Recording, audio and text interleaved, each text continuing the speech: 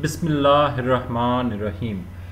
शुरू करता हूँ अल्लाह के पाक नाम से जो बड़ा मेहरबान और नहायत रहम करने वाला है। अस्सलामुअलैकुम डियर स्टूडेंट्स, मैं डॉक्टर आबिद सुहेल भुट्टा, assistant professor department of computer science, commerce university Lahore campus, database systems lecture के सीरीज़ का छठे लेक्चर के साथ आज हाजिर खिदमत हैं आपके साथ।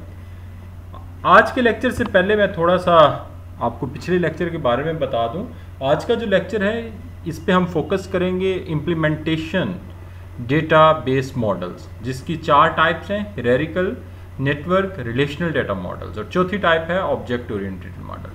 ऑब्जेक्ट ओरिएंटेड मॉडल हम लेक्चर में कवर नहीं करेंगे। लास्ट लेक्चर अगर आपको रिकॉल करवाऊं तो मैंने लास्ट लेक्चर के अंदर आपको डेटा मॉडल्स, इम्प्लीमेंटेशन मॉडल्स और कंसेप्चुअल मॉडल, इनके बारे में थोड़ी बहुत डिस्कशन की थी। आज हम डिटेल में पढ़ेंगे कि ये इम्प्लीमेंटेशन मॉडल क्या है और एक जो DBA है, जो डेटाबेस एडमिनिस्ट्रेटर है, उसके लिए कितना ज़रूरी है कि जो उसको अंडरस्टैंडिंग हो जब भी वो किसी भी डेटाबेस पे काम करने के लिए जाए। तो स्टूडेंट्स, हम स्टार्ट करते हैं। इससे पहले कि हम इम्प्लीमेंटेशन मॉडल पे बात करें, थोड़ा सा मैं आपको बता दूं कि जी हमने लास्ट लेक्चर में बात की थी कि एवोल्यूशन ऑफ डेटाबेस मॉडल, कि डेटाबेस मॉडल आज किस करंट स्टेट में है, इससे पहले कौन सी स्टेट्स थी, कौन से मॉडल्स यूज होते थे। सबसे पहले 1960s में जब डेटाबेस ऑटोमेशन का दौर शुरू हुआ, जब कंप्यूटराइजेशन का दौर शुरू हुआ, तो बहुत ही अर्ली दौर था। उस वक्त इतनी कोई कॉमन नहीं थी कंप्यूटराइजेशन, तो तब ट्रेडिशनल फाइल सिस्टम्स, और ट्रेडिशनल फाइल सिस्टम 1970s तक और 80s तक यूज़ होते रह गए।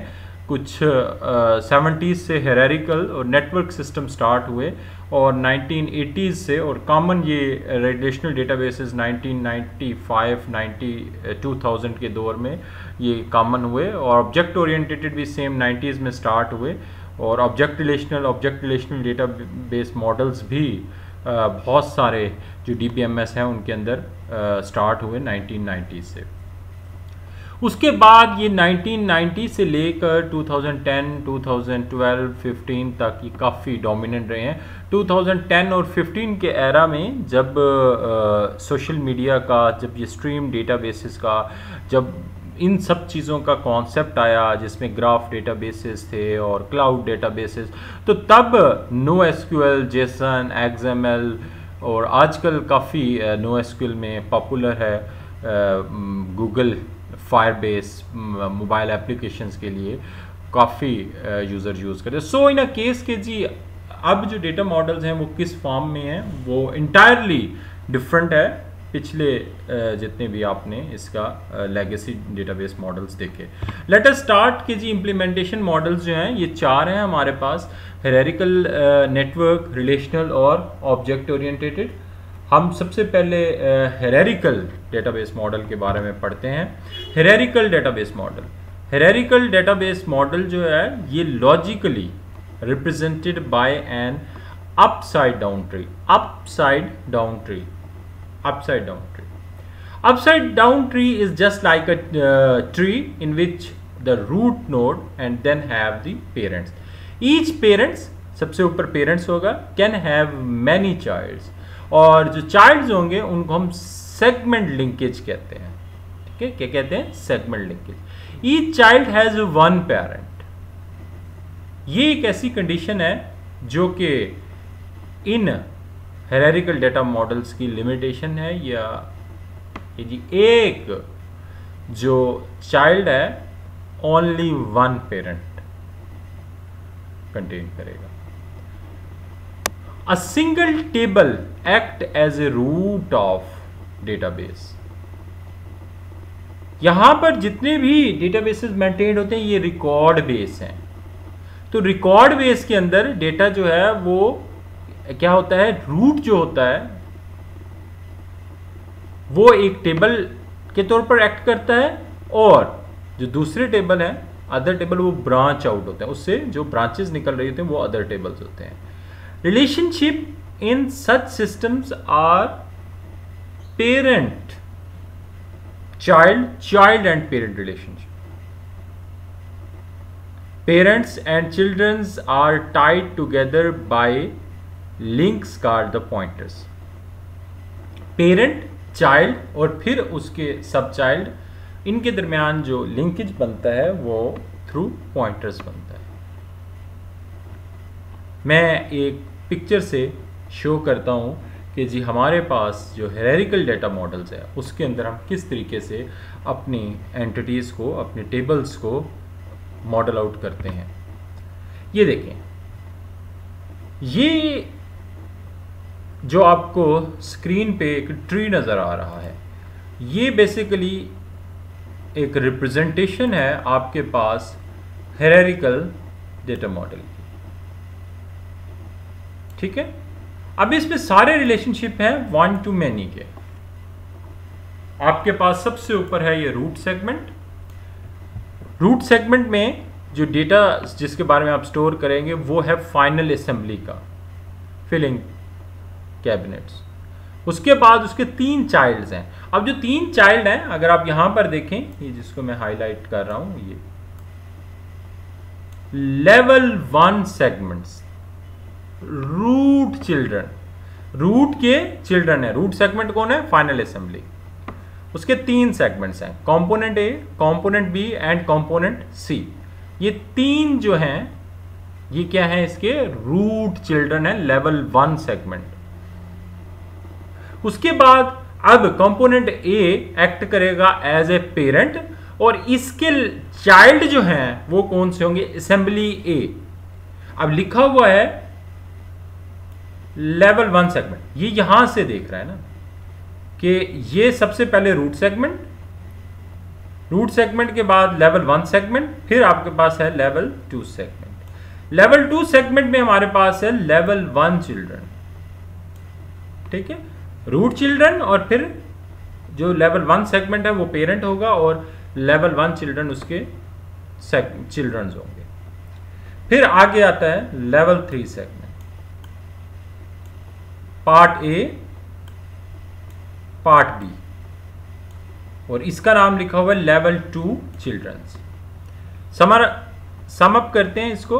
रूट सेगमेंट, रूट सेगमेंट से आगे लेवल 1 सेगमेंट, फिर level 2 segment, level 3 segment.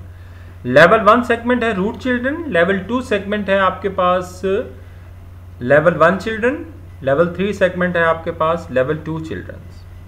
So in a same way जब हम आगे चलते हैं तो ये आपके पास हो गया कंपोनेंट बी हो गया और ये आपके पास हो गया कंपोनेंट सी हो गया।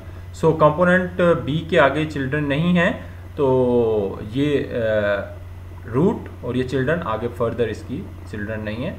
सो यहाँ पर आपके पास जो स्ट्रक्चर है इसमें assembly A, assembly B, assembly C, ठीक है, पार्ट सी, पार्ट डी और पार्ट ई, ठीक है।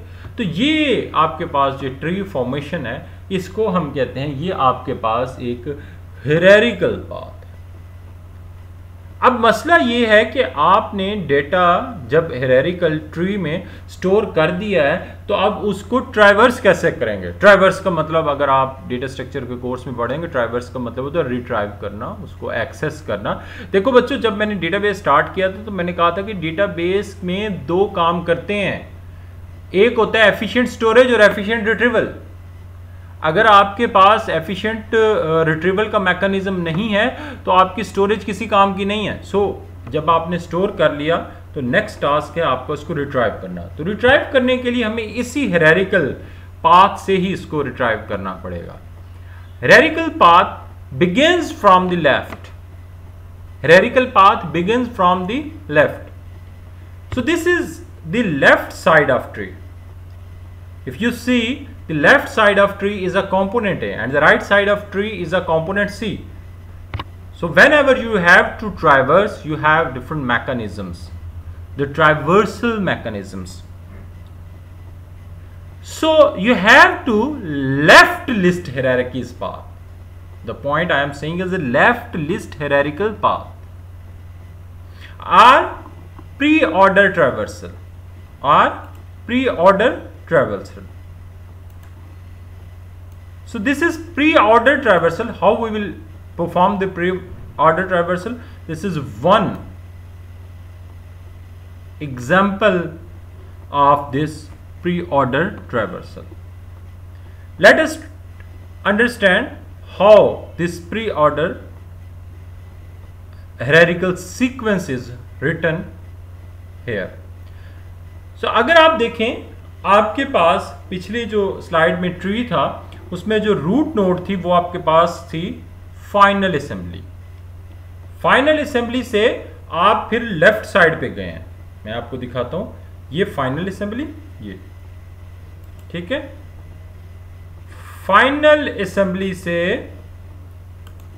ये फाइनल असेंबली, जब आप इसको ट्रैवर्स करेंगे फाइनल असेंबली से आप जाएंगे कंपोनेंट ए की तरफ लेफ्ट साइड पे, फिर कंपोनेंट ए से इसके लेफ्ट साइड पे आप जाएंगे असेंबली ए, पाथ जो बन रहा है वो ये बन रहा है। फर्स्ट ये हो गया फाइनल असेंबली, सेकंड कंपोनेंट ए, थर्ड आपके पास असेंबली ए, फिर आपके पास लेफ्ट साइड पे है पार्ट ए, फिर आपके पास होगा पार्ट बी, ठीक है, पार्ट बी। अब आपने ट्रेवर्स किया final assembly, component A, assembly A, part B. मैं आपको शो कराता हूं, ये देखें, final assembly, component A, assembly A, part B, ठीक है। अब जो आपकी एक रूट नोड थी उसकी लेफ्ट साइड पे जितने भी चिल्ड्रन थे वो तो हमने कर लिए ट्रैवर्स। अब रह गई दूसरी रूट नोड, रूट के नीचे जो उसका चिल्ड्रन है अब है कंपोनेंट बी, ये हो गया कंपोनेंट बी। अब पार्ट बी से आप जाएंगे कंपोनेंट बी की तरफ, अब आप रूट पे नहीं जाएंगे, ठीक है, अब आप जाएंगे जो उसका दूसरा चिल्ड्रन है रूट का लेवल 1 सेगमेंट पे। अब इसके आगे फर्दर कोई चिल्ड्रन नहीं है तो आप सीधा जाएंगे कंपोनेंट सी की तरफ। कंपोनेंट सी के लेफ्ट साइड पे आएंगे तो असेंबली बी, असेंबली बी के लेफ्ट साइड पे आएंगे पार्ट सी, फिर आपके पास है पार्ट डी, ठीक है, और फिर आप जाएंगे पार्ट ई पे, फिर आपको अगर फाइनली जाना है तो फिर आप यहां से असेंबली सी की तरफ जाएंगे। लेकिन इस स्लाइड में जो आपको पाथ दिखाया गया है, इस पाथ में हमने जाना था पार्ट डी की तरफ, ठीक है। तो हमने क्या किया, हमने पार्ट ई और असेंबली सी इसको उसमें सीक्वेंस में नहीं डाला। अब अगर आपको पार्ट सी की तरफ जाना पड़ेगा तो उसके लिए आपके पास ये ट्राइवर्सल पाथ है, क्योंकि आप पॉइंटर्स के थ्रू एक पॉइंटर से दूसरी नोड को एक्सेस करेंगे, दूसरे पॉइंटर से तीसरी नोड को, तीसरे पॉइंटर से चौथी नोड को। सो इस तरीके से आप इसको सीक्वेंशियली इस ऑर्डर में ट्राइवर्स करते हुए इस एलिमेंट तक पहुंचेंगे। अगर आप डेटा स्ट्रक्चर पढ़ते हैं तो डेटा स्ट्रक्चर में लिंक लिस्ट में जिस तरीके से आप ट्राइवर्स करते हैं या ट्री के अंदर आप थ्रू लिस्ट, थ्रू पॉइंटर्स आप ट्राइवर्स करते हैं, तो ये सीक्वेंस है हायरार्किकल डेटाबेसेस में। Relist sequence if the segment is frequently accessed. अगर आप ये सोचते हैं कि जी हम पार्ट डी को फ्रीक्वेंट एक्सेस कर रहे हैं, ये मैं आपको रिलेशनल में इंडेक्सिंग के नाम से एक टॉपिक पढ़ाऊंगा तो वहां पर हम उसको बड़े कॉम्प्रिहेंसिव वे में देखेंगे। अभी इसका मतलब ये है कि आप पार्ट डी पे जाते हैं तो आपको इन सारे पॉइंटर से होना पड़ जाए, तो आप रीलिस्ट सीक्वेंस एक ऐसा बना सकते हैं जिससे आप डायरेक्टली पार्ट डी पे पहुंच जाएं। Bank system commonly used hierarchical model, कि बैंक सिस्टम्स के अंदर हायरार्किकल मॉडल बड़ा कॉमन यूज होता है। उसकी एक रीजन ये है कि बैंक सिस्टम्स के अंदर नॉर्मली जो ट्रांजैक्शन का फ्लो होता है वो प्री डिटरमिन होता है, उसके अंदर पहले से ही आप प्रिडिक्ट कर सकते हैं कि जी बैंक के अंदर ये ऑपरेशन होंगे। तो आगे स्लाइड में बैंक के बारे में कुछ लिखा हुआ है, हम थोड़ा सा देख लेते हैं। Bank system commonly use the hierarchical database models. Customer account can be subject to many transaction. One to many का रिलेशनशिप होता है कि कस्टमर आता है बैंक के अंदर और बहुत ज़्यादा ट्रांजैक्शन करता है, उसके अकाउंट में पैसे पड़े हुए हैं, वो फ्रीक्वेंटली उन पैसों को निकलवाता रहता है और उसके अंदर जो है ना वो अपने पैसे भी ऐड करता रहता है। तो वो ट्रांजैक्शन वन टू मैनी होती है। रिलेशनशिप इज फिक्स, या वो डेबिट करेगा या वो क्रेडिट करेगा। Frequently access large amount of transaction, मतलब उसने जब अगर बैंक स्टेटमेंट लेनी होगी कि मैंने पिछले पूरे महीने में या पिछले 6 महीने में कितने मेरे पैसे पड़े हुए हैं, तो उसके लिए सारी की सारी जो ट्रांजैक्शन है उसको एक्सेस करके फिर उसको जो है आप लोग बताएंगे कि आपके इतने पैसे पड़े। हायरार्किकल डेटा मॉडल्स, HDBM इसको हम कहते हैं, इसके एडवांटेजेस क्या हैं? डियर स्टूडेंट्स, एडवांटेजेस जहां पर मैं एक्सप्लेन कर रहा हूं that are explained with a reference to flat files. In previous lecture I established the file processing systems, how they work, their advantages and disadvantages. So with respect to file systems, they are conceptually simpler. पहला point लिखा हुआ है conceptually simplicity. Relationship between layer is logically simple, design process is simple. So design process is very simple. You have to pick the hierarchy of the organization, and as it hierarchy is mapped in the hierarchical database model. So that's why it is very simple to design. Data security, enforce uniformity through the system. They have some systems, कुछ systems हैं, मतलब COBOL के कुछ system थे, उनके अंदर हम लोग इसके अंदर एक यूनिफॉर्मिटी सिस्टम में कुछ क्रिएट करते थे in some sense of data integrity, data independence, but the data independence is not in the form of structural dependence नहीं थी, efficiency in one to many relationship and when use the large number of transaction, this is their common advantage, this one is their common advantages. Efficiency in one-to-many relationship and when used require a large number of transaction. So in which system, किसी एक system के दौरान जिसमें एक आपके पास sequence है एक transaction का, one to many transactions execute हो रही हैं, तो उसके अंदर आपके लिए बहुत अच्छा है कि आप जो है इनको यूज़ करते थे हायरार्किकल डेटा मॉडल्स को। डोमिनेंट रहे हैं ये सिस्टम इन 1970s, जब हमारे पास मेन फ्रेम सिस्टम होते थे और हमारे पास विद लार्जर डेटाबेसेस होते थे, तो तब ये हायरार्किकल डेटाबेसेस यूज है। लेकिन इनके जो डिसएडवांटेजेस हैं वो काफ़ी ज़्यादा है। Complex implementation, physical data storage उस तरीके से नहीं होती, डेटाबेस डिज़ाइन सम हो कॉम्प्लिकेटेड हो जाता है। आप कोशिश ये करते हैं कि जब आपने मॉडल उसको सिंपल किया हुआ है, लेकिन जब आप उसको डिप्लॉय करने के लिए जाते हैं तो डिफरेंट नोड्स की वजह से डिफरेंट सेगमेंट्स बनाने पड़ते हैं आपको हर जो एंटिटी है वो किसी न किसी हायरार्की में ज़रूर लेके आनी होगी, और हर हायरार्की का उसके पेरेंट और पेरेंट का सुपर पेरेंट, अगर आपको डायरेक्ट सुपर पेरेंट को एक्सेस करना है तो आपको उसकी हायरार्की के थ्रू जाना पड़ेगा। तो इसलिए इसके अंदर फिजिकल स्टोरेज फाइल टाइप की सिस्टम ही है, थोड़ा सा फाइल से इन्हेंस्ड है, लेकिन इसके अंदर भी फिजिकल स्टोरेज की कोई जो है एफिशिएंट मैकेनिज्म नहीं होता। Difficult to manage and lack of standards जो है इसके अंदर नहीं, स्टैंडर्डाइजेशन नहीं होती। स्टैंडर्डाइजेशन क्या होती है? स्टैंडर्डाइजेशन बेटा ये होती है कि आप लोग एक प्रोडक्ट बनाते हैं और एक और प्रोडक्ट कोई और दूसरी कंपनी बनाती है, वो भी वही काम करती है। फॉर एग्जांपल जैसे DBMS एक कंपनी बनाया, आपके पास माइक्रोसॉफ्ट है, माइक्रोसॉफ्ट SQL सर्वर बनाया, दूसरी कंपनी है Oracle, उन्होंने अपना एक DBMS बनाया, दोनों अब डेटाबेस को स्टोरेज के लिए इस्तेमाल कर रहे हैं।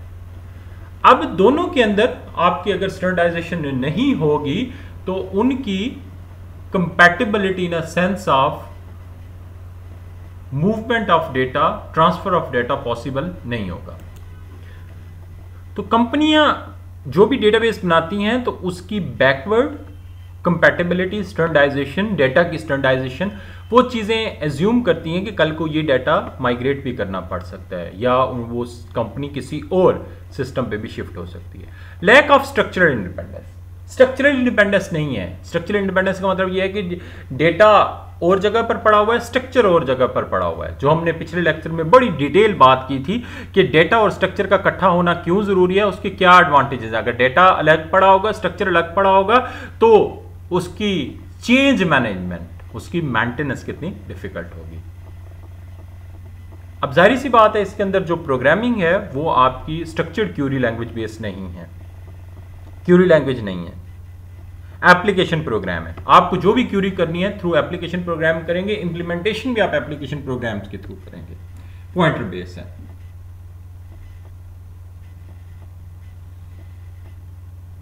Implementation limitation, that is especially it is only handle one to many types।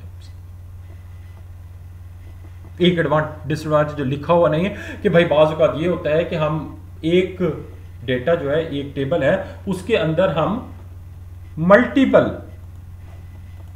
Table से डेटा रेफर करते हैं, तो यहां पर रेफरेंसिंग सिर्फ वन टू मैनी है, एक parent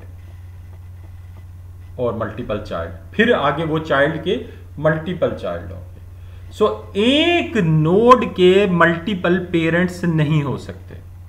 so many to many relationship या वन टू मैनी रिलेशनशिप के अलावा many to many relationship implement नहीं हो सकता। जब आपके पास many to many relationship implement नहीं हो सकता तो आप सम हो, ये जो पॉइंट था पिछली स्लाइड में कि ये पहला कंसेप्चुअली सिंप्लिसिटी, ये इस पॉइंट ऑफ व्यू से बताया गया था। ये जो पहला पॉइंट है मैं अगेन आपको क्लियर कर दूं, ये वाला जिसमें कंसेप्चुअल सिंप्लिसिटी के बारे में जिक्र था कि यहां पर आपके पास सिर्फ एक टाइप का रिलेशनशिप है, वो आपके पास है सिर्फ और सिर्फ वन टू मैनी।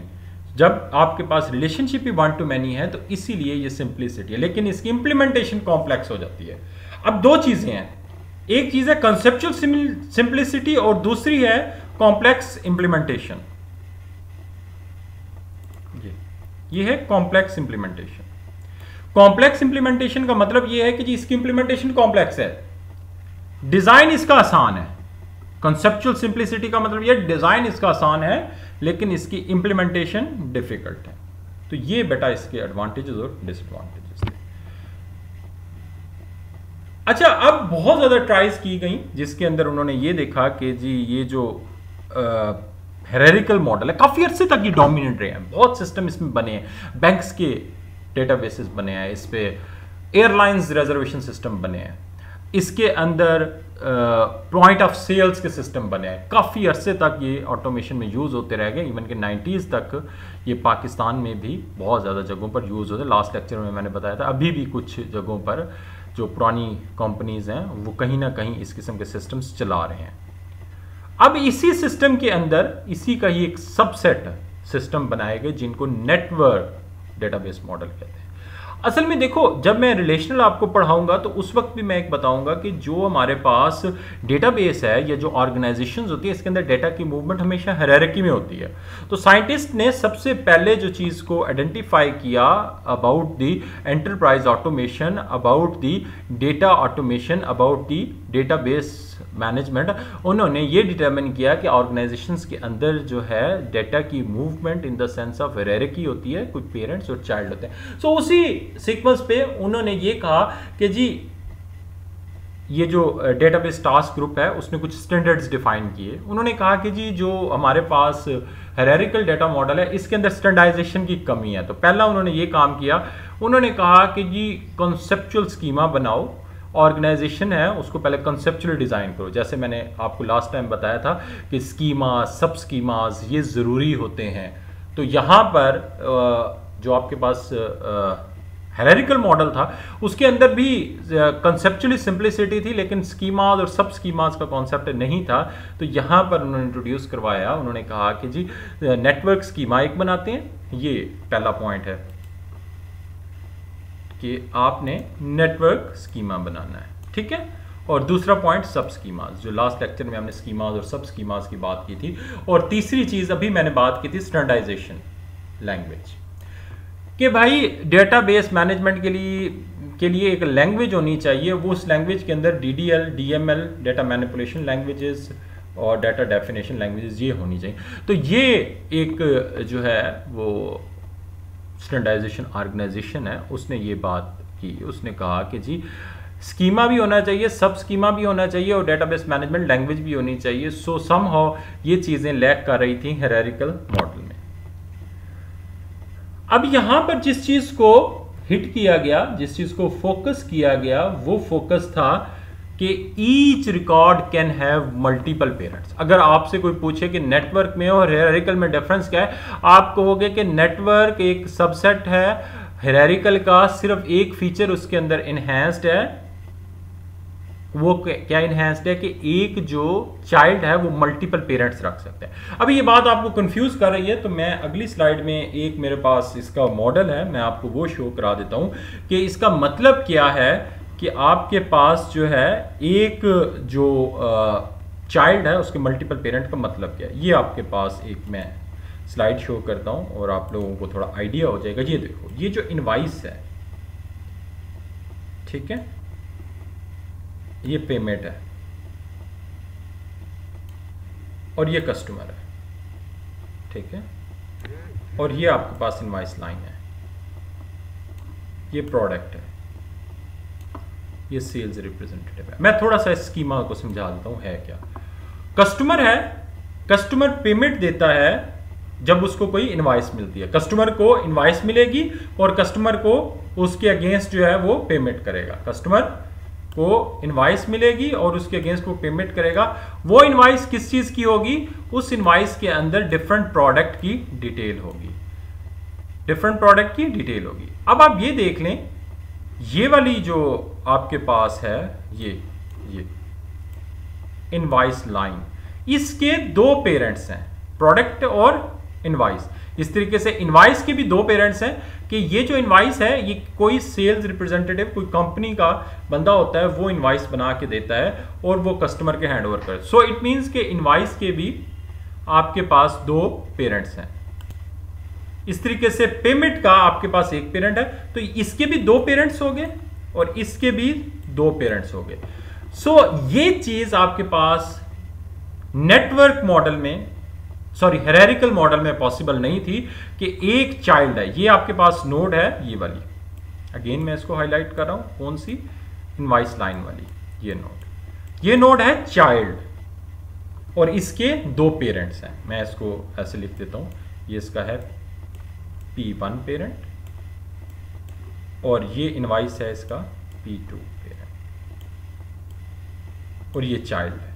सो ये चीज आपके पास हायरार्किकल मॉडल में नहीं थी, इसको नेटवर्क मॉडल ने अडॉप्ट किया, ठीक है। ये इससे मतलब ये है कि एक चाइल्ड के मल्टीपल पेरेंट्स, ये एसोसिएशन वन टू मैनी है, लेकिन एक चाइल्ड जो है वो मल्टीपल पेरेंट्स को रख सकता है। मतलब क्या है मल्टीपल पेरेंट्स का? भाई जो इनवाइस लाइन है उसके अंदर इनवाइस की भी इंफॉर्मेशन आती है, प्रोडक्ट की भी इंफॉर्मेशन आती है।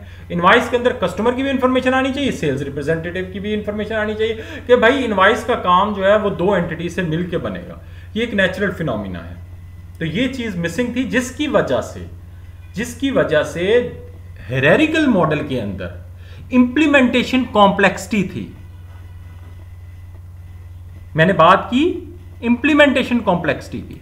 इंप्लीमेंटेशन कॉम्प्लेक्सिटी का मतलब यह है कि जब हम उसे इंप्लीमेंट करने जाते हैं तो हमारे पास एक फीचर नहीं है, जिसकी वजह से हमें उसको मैनेज करने के लिए काफी टफ वर्क करना पड़ता था, हमें कोई दूसरे नोड से उसको लिंक करना पड़ता था। तो ये उसके अंदर एक ड्रॉबैक था जिसको कवर अप किया नेटवर्क मॉडल के अंदर। Introduce a set. अब देखो बच्चों, अब ये जो रिलेशनशिप है ये 1 to 1 नहीं है, 1 to many ही है, लेकिन इसके अंदर एक जो चाइल्ड है उसके मल्टीपल पेरेंट्स है, जिसकी वजह से सेट बन गया है। Each set has owner record and member record parallel to parent and child in hierarchical data model. member may have several owners and one ownership. Hierarchical model is subset of network model. ये मैंने पहले भी आपको बताया, ये subset है किस चीज का? नेटवर्क मॉडल का। कि वही नेटवर्क मॉडल है, उसके अंदर जो कॉन्सेप्ट है ये वाला हमने यूज किया कि जी one child can have multiple parents, so each record can have multiple parents. ये वाला point. Hierarchical model is subset of network model. The network model uses set theory to provide a tree-like hierarchy. To provide a tree-like hierarchy. उसकी example हमने देखी। ये हमारे पास एक example थी जिसमें हमने ये कॉन्सेप्ट क्लियर किया कि how a child can have multiple parents, how a child can have multiple parents, और इसकी ज़रूरत क्या है। डेटाबेसेस के अंदर जब हम रिकॉर्ड्स को मेंटेन करते हैं तो हमें ज़रूरत क्या है, जिस तरीके से मैंने अगेन बताया कि इनवाइस आपके सामने है, यहाँ पर अगर आप देखें इनवाइस जो है वो सेल्स रिप्रेजेंटेटिव और कस्टमर दोनों के रिकॉर्ड से मिलकर बनती है। सो इसीलिए ये ज़रूरी था कि इसमें हम ऐड करें सेल्स रिप्रेजेंटेटिव की भी इंफॉर्मेशन और कस्टमर की भी इंफॉर्मेशन।